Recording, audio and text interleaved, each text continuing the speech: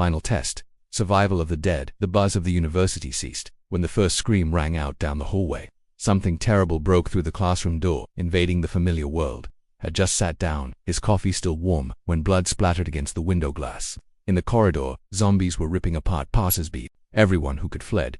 But the classroom remained silent. They just stared at the glass, frozen, as the nightmare began. The phone screen was dark, the network unreachable. The police didn't answer, no one picked up. The world outside was falling apart, and inside, only silence remained. The first night passed in terror.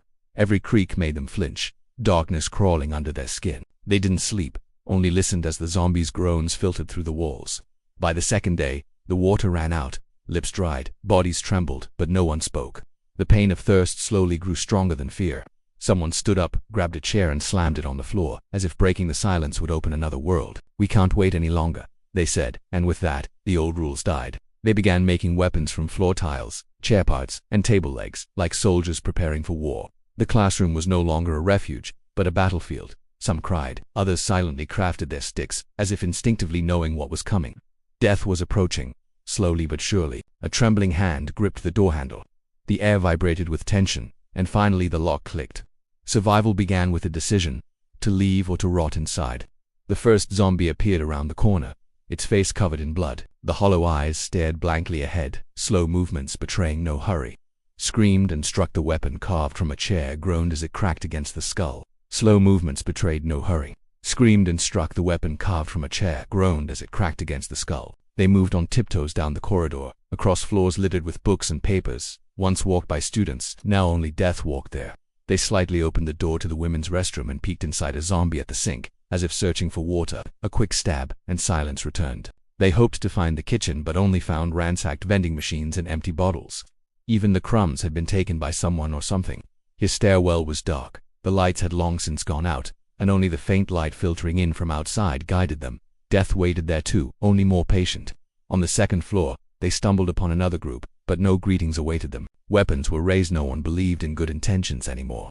In the eyes of the people, there was no longer fear but hunger, desperation, and madness. The zombies were at least predictable, the living were not.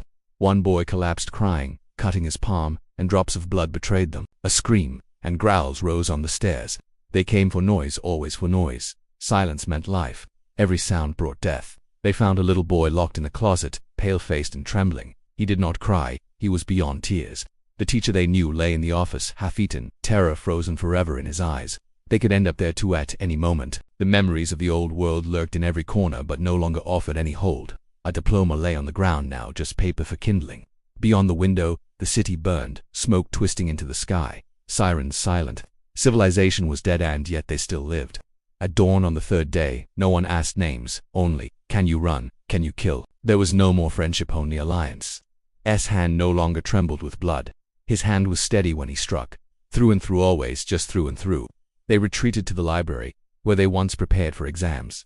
Now they fashioned spiked clubs from chair legs there. A girl quietly hummed something, a childhood melody, while bandaging a wound. The song faded away, like everything else. Survival was not a heroic act, just a filthy, cruel, and silent fight. They did not want to be heroes, just alive. By the evening of the third day, only 5 remained. The others had either left or been eaten. The numbers did not lie, they were dwindling. They thought they might get used to it, but death could never be gotten used to, only endured.